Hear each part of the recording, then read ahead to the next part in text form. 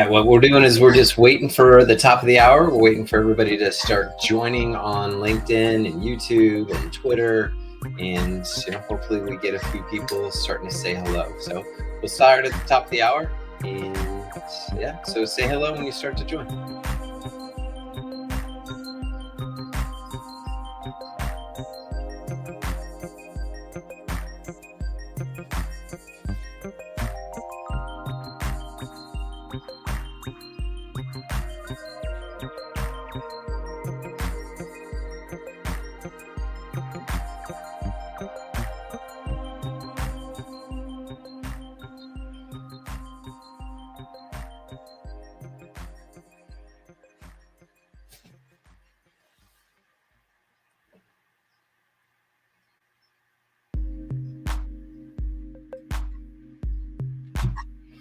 Double checked my settings, so visually we should be good. Obviously you see me.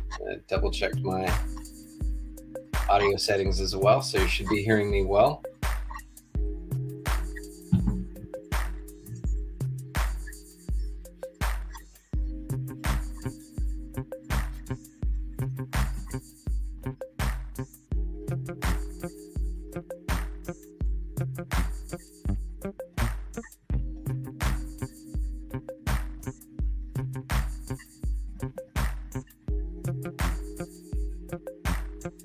Letting everybody know on YouTube, because unfortunately the chat only goes to YouTube, letting you know, hey, good morning and welcome to the stream. Let us know when you're joining.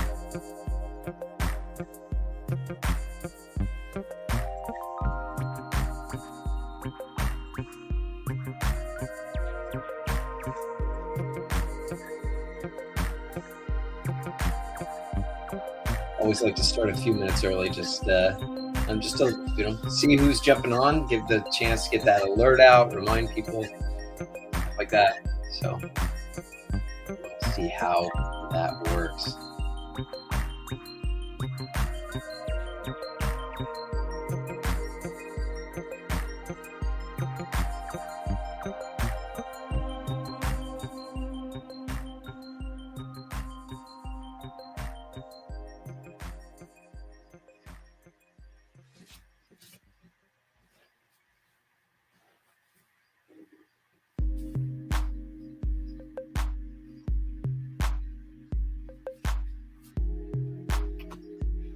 Okay, we are almost ready to start. Let's go ahead and get the music off.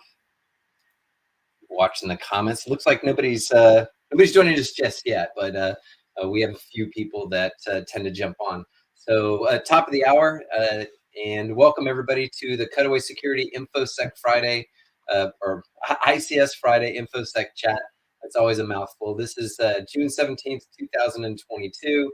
And welcome. Hopefully people start joining on LinkedIn and YouTube. Please, let us know when you do start. Let us. I see the comments as they're coming in, and so let us know. Say hello. Let people know that you're joining and so forth. Hopefully we'll see some familiar faces, but obviously everybody's busy. A lot of people getting back from conferences, RSA, ICS, the SANS ICS Summit in Orlando. And probably spinning back up on work. I know this is a common time for potential meetings, early morning meetings on the West Coast, right before lunch or at lunch meetings, lunch and learns and stuff like that on the East Coast. So this is, but this is still a sweet spot, I think, for the potential for people to join. So. Excellent. We got people joining from Ottawa. Thank you very much for letting us know, and it's good to see everybody. So glad to be back. It's unfortunately I missed the last 2 weeks, and that's the first thing. That's the first thing we have on there is unfortunately when I went to the SANS ICS Summit, and I think it happened while I was assisting with the CTF. So on the first day of the summit, before the summit even began, there was a combination SANS Dragos Capture the Flag event where we had a lot of people come in. We were actually really surprised about the number of participants that were live. We expected a lot of people to come and do the CTF virtual because they held it both in person and virtual, but we had a full room. It was a full house there at the summit there in Orlando. And, just walking around, I did my best to walk around and meet a lot of people. Wesley, who's usually joining us, I got to finally meet him while he was there. And I think it was, just kind of, pressing the flesh, assisting people, got a little bit too close, and I got COVID, and it didn't start hitting me until the second day of the conference. So, and at the end of the second day, or excuse me, the first day of the conference. It was the second day of the event. So we went through the full day, and I was able to record some of the ICS concept videos, some introductions. Those are going up on the SANS ICS website or YouTube channel, excuse me. And so I did get to talk to some of the speakers out there. That was a lot of fun. But by the end of the day, that's when the fever hit me. That's when I started feeling achy, a little bit of a headache. And of course, as soon as I started feeling that, isolated myself. SANS does a really good job around that. They really took care of me. Fortunately, I wasn't speaking and I wasn't teaching, and so I could just do it all from my room the next day. Didn't do any additional recordings, so I only got about half the recordings that I wanted to while I was there. But we have some interesting conversations on that first day. So go out and check the ICS concepts. They're calling them the fireside chats. That's how we labeled them. And you can see talks from several of the speakers. I grabbed a few people that were just walking by and got them to talk about different topics as well. So it was pretty interesting. They're only about 4 or 5 minutes. Some of the this is the first time I streamed at a conference. So some of them are a little bit digital, but certainly valuable information that's out there. So that's what happened to me at the SANS ICS Summit, which means that I did miss those 2 days, and or excuse me, the last two streams, and I apologize about that. Hopefully everybody's patient with me around that. While I was at the summit and I did this, I was supposed to be taking in person, but I took the NERC ICS 4, 5, 6 class. So that's the SANS class where they provide information details around the NERC compliance.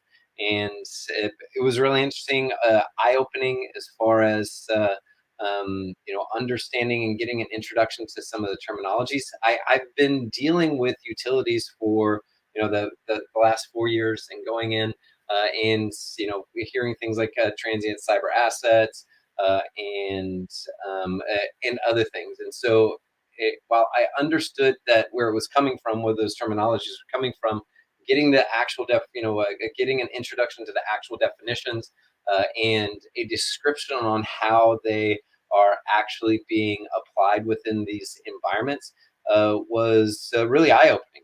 I really enjoyed it because now I can understand that as well. Greetings, Brandon. Actually, looks like you're out in Los Angeles, huh? That's interesting, a little bit different. I figure you're in Texas, and so unless it's a different Brandon W. But yeah, so back to the NERC SIP. So right now I'm going through the SANS books. I'm actually labeling them. As you can see, one of the things that I do when I'm taking SANS exams is I tag things. I just get post-it notes and start tagging them and start indexing. I go through the index. Now most of the SANS classes have an index for all of their workbooks, and a part of my studying is going page by page, looking at all the key terms, checking for the key terms in the index. What that does is that forces me to read the slides again.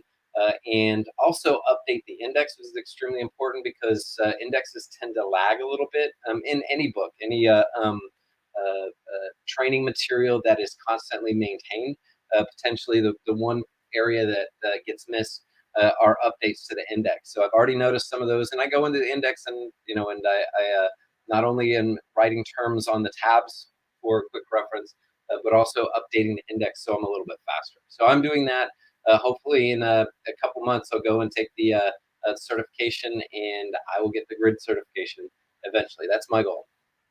The next thing, and as you're joining, certainly the agenda as we're talking about here, this is used just to guide our conversation. I am monitoring the chat, so if you want to jump on, I've put the stream links out there. If you want to talk about a certain topic, jump on and add to the conversation. We can talk about what you're doing during the week. Certainly, if you want to add into the comments a question or something like that, and more than happy to start, talking about certain topics that you're interested in. But we'll follow the agenda until I get some of those comments. So let's see. Next thing I wanted to talk about, and I keep bringing this up, but obviously I've got this long project that I'm working on. I'm helping a client, reviewing documentation and setting up test cases for their implementation. Still going on that. It's a challenge working with the vendor. And I don't mean a challenge in a bad way. So making, when you're looking at solutions and trying to understand what the configuration we should be documenting and testing to, getting people to make modifications so that the test cases work correctly, or they update their documentation to improve the security of it. It takes a little while, and it takes a lot of conversations. It takes patience and a lot of back and forth. So this is a long project, and so I'll keep referring back to it. But you've heard me talk about that before. Next week, and actually next week's stream is I'm gonna have to decide. I'm gonna have to figure out what we're going to do because might have it on a Thursday instead of a Friday because I'm flying out to Munich on Friday.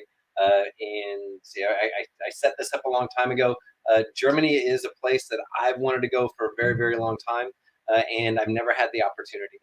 Actually, I think I had one chance to do it, and that actually fell through. So it was like another teaching at another science class, but we didn't get enough people going. This time, there is quite a few people. I'm pretty happy with the number of people that are going to be coming in person, and also that will be handling remotely. Fortunately, I got the COVID, and it was it's going to be over 2 weeks since I was sick, and so it's not going to be a problem traveling. Yeah, so I'm happy about that, and hopefully it's going to help me with some of those close situations. But trust me, I'm going to be, you know, keeping my distance, social distance. I'm more self-aware around that again, and I'll be doing fist bumps instead of handshakes, which kind of a lot of people are gravitating to. A lot of people, I think, miss that handshake, that that good, look in the eye, pulling you in to talk, that, and that goes a long way to personalizing a conversation. But at the same time, it's putting us at risk. So we have to consider that. I noticed that you joined, Oscar. Good morning. Thanks for jumping in. Let us know if you have any things that you want to talk about, Oscar. Or Brandon, Abudin. If you've got certain things you want to discuss, let us know in the comments. And as everybody's joining, so that's what I been doing this week. Until we get some questions and stuff like that, let's talk about a few things. So NERCSIP. What are my thoughts around NERCSIP? What are let's see, what did I get out of that class? Well, I mean, one of the things that popped into my mind this whole time, and certainly I'm seeing this as I'm doing assessments, as I'm going into utilities and working with them, and going into certain environments that have these requirements around it. So they've got regulations, which leads to requirements, and certainly those requirements are improving security. Absolutely, I believe. First of all, I believe that 100%. NERCSIP, I think, helped a lot of organizations that didn't understand how to be secure, and potentially didn't think that it was necessary. It forced them to get secure. What it also unfortunately forced them to do is security through compliance. And I've been talking about security through compliance since I started doing this. I always knew that was a bad idea, and and it's not that we don't need compliance. We need cultures of compliance. We need policies, we need regulations, we need guidelines to help individuals understand the bare minimum of what they need to do. Unfortunately, what people do who don't understand risk, who don't understand information security, uh, they tend to go with the minimum. This is the minimum that you told me I needed to do. Okay.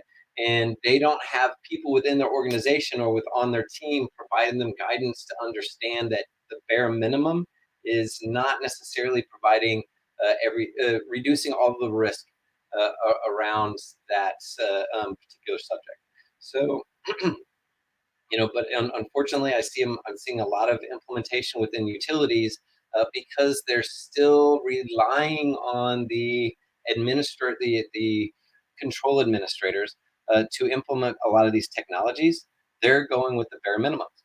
They just are, and because they think that that's enough, and unfortunately, they don't think like threat actors.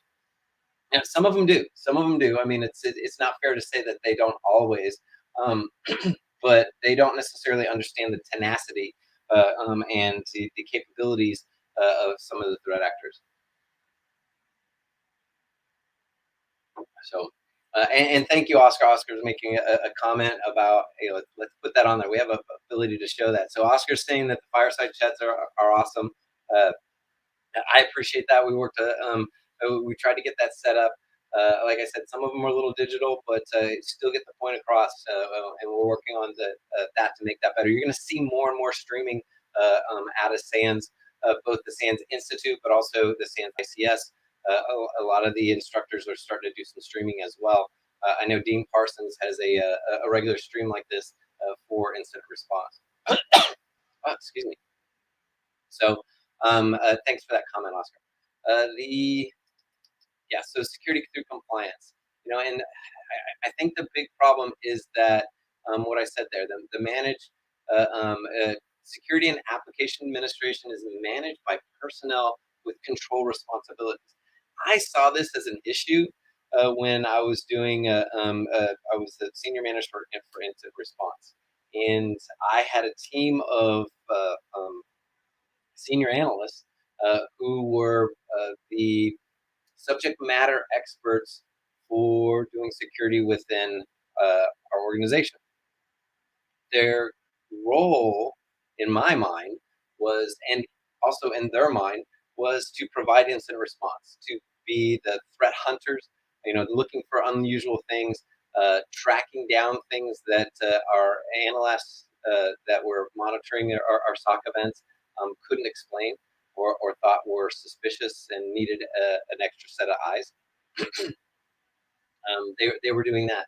Unfortunately, they also got straddled with administrative responsibilities associated with some of the security controls, and that's where the breakdown really happened. And while because they were smart, because they were technically smart, because they had the need to have access to some of the security controls, they became the administrators for the security controls. And I tried to get them. They asked me to pull those responsibilities from them because they knew it was taking away from their time around doing incident response and threat hunting.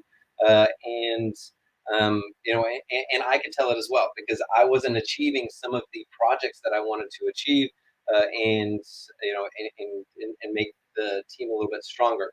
Okay, I'm saying that because I'm seeing the same things when we're talking about the administration of applications, whether it's operating systems or whether it's things like databases and web administration as well.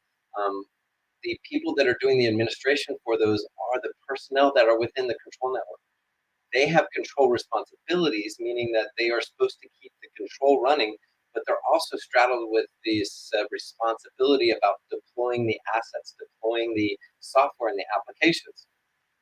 But they are experts in the control environment. They're not experts in Windows administration, Active Directory administration, uh, databases and web servers. And so what they do is they install the technologies, ensure that they're working and providing the functionality that they need. They're doing things like, uh, you know, uh, reducing the attack surface. Sometimes they are leveraging access control and implementing that as well as they can. But at the same time, sometimes they don't understand the risk. And really, what they need to be doing is and my point about that is that they should not be the experts in hardening Windows operating system, hardening Active Directory, hardening a database server. Most organizations have those experts. Usually, they're on the corporate side, okay? But we need to be pulling those people in. Do they not understand the process? 90%. Yeah, 90% of administrators that work in control environments don't understand the process because that's not their job. And so we need some of those control personnel to kind of let go of some of those responsibilities. Leadership needs to be looking at these things and saying, hey, that's not your role. That's not your job. We're going to get you some help. Okay. And start those communications. That's, I mean, and that's my goal in 456, or ICS 410. When I've got new people coming in, excuse me, sorry about that. Still got the some throat stuff like that. When I'm teaching ICS 410, I'm trying to help people understand that, hey, you've got certain responsibilities and you're awesome at it. But at the same time, you need to allow other people to assist you. Okay. And so that's part of the message that I try to get out. So that's what I took away from nurse tips. So if you have any comments about that, let me know. Any thoughts, any experiences around the control personnel taking on administrative responsibilities for different applications and so forth, and not necessarily understanding it. Let us know. What your comments are, and what your thoughts are on that. So I'm watching the comments for anything like that. So, for those of you that are just joining us, welcome from YouTube and LinkedIn and even Twitter. I know I'm connected out there for that if you're listening on Twitter. I appreciate that. But let us know your comments. Let us know your thoughts. And also I don't say it a lot, but periodically I guess I should be saying that. Hey, if you enjoy these chats, like and subscribe to us. Let us know in the comments. What topics you'd like me to talk about or discuss. People that you'd like me to have on. Any recommendations? I'd really like some recommendations around OT personnel, people from the OT side, because I can talk all day about the security side. And I'm really hoping that we can get some of those people that are on the actual control side, so we can get some of that thought process in here. Like Oscar, Oscar jumps on here every once in a while when he can, and he's really giving that OT side. So I always appreciate that. So if you know of somebody that would like to talk about a topic who has some process engineer, field technicians, operator experience, I'd love to have that back and forth, especially for these topics or whatever they're working on, the challenges they have. Okay, so enough said there. Uh, the next topic that we have on there is the ICS Village. So I will be going.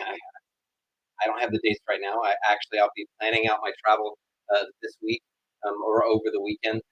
But ICS Village will be at DEF CON. We will be in person.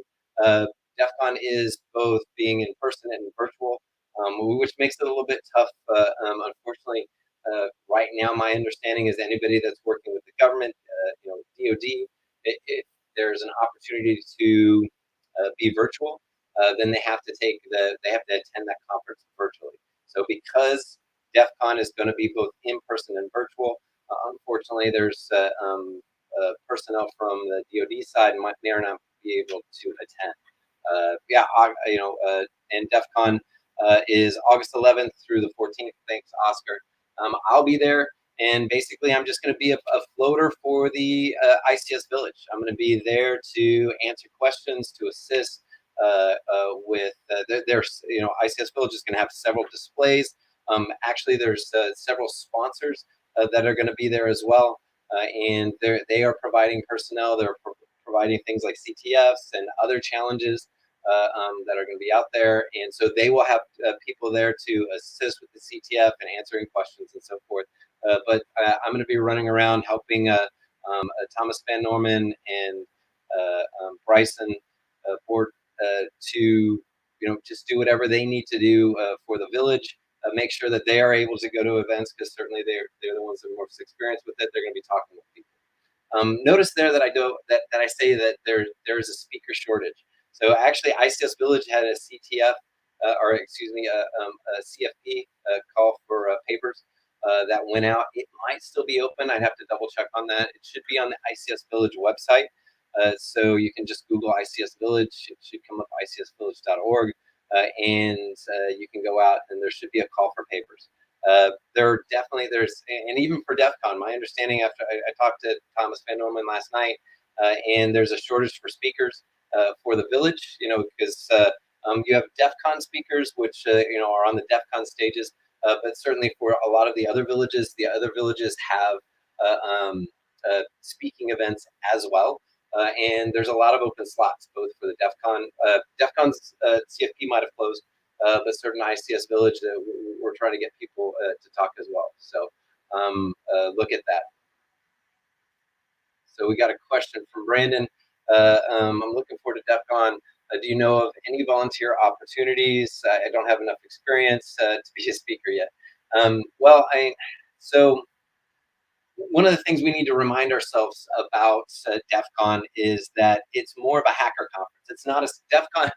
DEF CON is not a security conference. So it is a hacker conference. Now, certainly a lot of security goes into that, and a lot of security personnel kind of have cut their teeth on that. Brandon, I would say that your experiences are valuable and potentially and talk worthy, whether it's at a village or whether it's at some other location. So anything you're doing just to educate yourself, people want to know about it, and people will want to hear. It's there. DEF CON is there for you to talk about and exchange these ideas.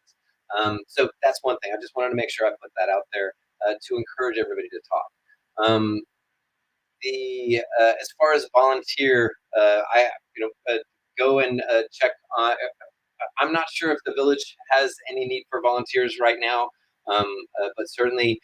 So here's what I do, Brendan. If you're going out there and you're just showing up, go to a village. Whether it's the ICS Village, Wireless Village, Lockpicking Village, and just hang around there and help people. Okay, because usually what you're going to find out is that you have knowledge that a lot of people don't.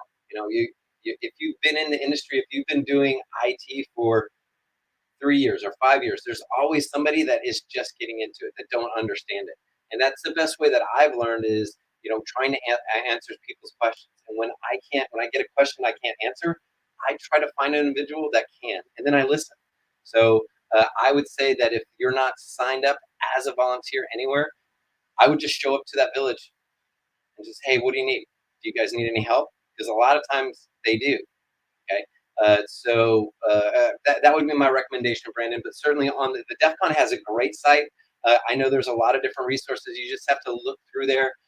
They also have a Discord channel and a Slack channel, I'm pretty sure. So you can go and jump on there and jump into the different villages and ask, hey, do you need help? Do you need assistance? I don't have a link for it right now, but the ICS Village does have a Slack channel, so you can jump on there. Grim is so Thomas works for Grim, and they're going to have a big presence there, so you can jump onto the Grim Discord and interact and just ping Thomas straight on or directly on there. And you're welcome, Brendan. I appreciate the questions and I appreciate everybody showing up. Okay, so that's DEF CON. The last one on there, I found that I was just like, okay, it's not going to take me 30 minutes to find these things. So let's look for something that we have out there. So that CISA webinar, I went out and I checked CISA site, and I was just clicking through some links, and I went to the events and media, and I noticed this one. I haven't listened to this yet. Actually, I started listening to it. Chinese cyber activity targeting managed service providers. Something that's near and dear to my heart. I started thinking about this when I was at Warner Brothers, and I was just like, and I was looking at the managed service providers, and I'm just like, how are these people accessing? If I were a threat actor, I'd be targeting them so I could get in. So I'll be listening to this. I started listening to it before the stream, and it starts off with Chris Krebs introducing the presentation. It's always good to hear from Chris Krebs. It's pretty funny that because this is 2019, it's pretty funny how this President's State of the Union, he mentions that and saying that Chinese stealing America's intellectual property is going to stop. Um, okay, you can think that if you want to. They're not going to stop doing it. We're not stopping. No government is going to stop trying to further their society by getting an advantage in some way. So, but I'm digressing. So, a pretty interesting talk. I'm just getting through it now. So, if that interests you, personally, I think it's still relevant. So, I'd go listen to that channel. What's great about it is you can change the speed, right? So, to actually get to the meat of the meat of the conversation, you need to jump forward about 5 or 6 minutes into the webinar. But also you can change the speed. You can put them at talking at like 1.5 speed, and everything will go really fast, and but you can still understand what they're saying. So that's always pretty interesting.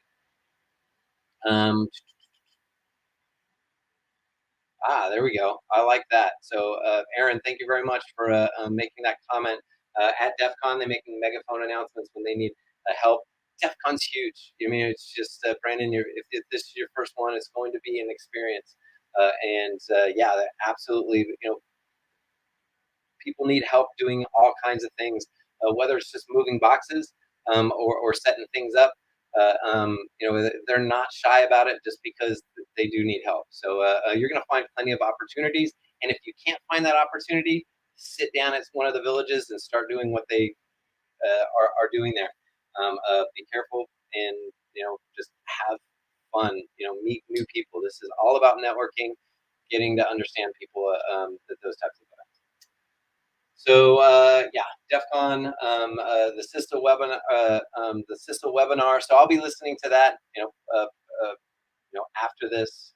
But it started off pretty interesting, just giving kind of a history of what we're experiencing from threat actors that are specifically have been identified as originating from China, and the fact that they're leveraging managed service providers because the managed service providers have access, and we do. And why is that? Why is that important from a control network? Especially when we say that our control networks, should have completely different domains, should be segmented from our corporate networks. Well, a lot of organizations are small, okay, and the way that they have reduced costs for having their own personnel to do administration capabilities is by leveraging managed service providers. And when you're doing that in your corporate environment, more than likely you're also doing that in your control environment. Sometimes it's the same people, sometimes it might be a different organization, sometimes it's an integrator, but if you are thinking that those MSPs and those integrators aren't being targeted by threat actors, you're absolutely wrong. Your head's in the sand, okay? Because remote access, what is the remote access? Well, we're providing it both to our teams and anybody that's helping us do administration. So the MSPs, the integrators are extremely important. So understanding that, getting a little bit background will help you understand that a little bit. Mohammed, yes, excellent. So some people joining from the Discord, absolutely. So I appreciate everybody that's jumping on the Discord and in here as well. So that's our 30 minutes for this Friday, June 17th, 2022. I appreciate everybody joining. Great conversations going on both from LinkedIn and from YouTube. So good to see y'all. If you joined at the very end, go back. This is about to be posted, up. The stream actually gets saved to the Cutaway Security YouTube channel, so you can hear about what we talked about as well. So, hey, I really appreciate everybody, keeping this alive. I'm starting to see more faces, new faces. So thank you very much for joining. Consider when you see the links going out, consider jumping on and clicking on that StreamYard link and, join the conversation. Let us know what you're doing during that week. People want to hear from you, not just from me. Okay. And so understanding your challenges, what you're working on, I'll answer questions where I can. I'll ask questions to help me understand what you're doing. And definitely want to see more OT people getting in this conversation so we can, kind of get that perspective as well. That's one of my goals for this as well. So I appreciate everybody's time. Take a few moments, like and subscribe to the channel. That's a big help. And everybody have a great and safe weekend. Start fist bumping instead of handshaking. Let's stay away from the COVID. Remember that you can get sick, and we still have people that we need to take care of. And thank you for everybody for your well wishes while I was sick. I'm a lot better now. So thank you very much. Other than that, have a great weekend. Thanks for showing up, everybody, and we'll talk to you next week.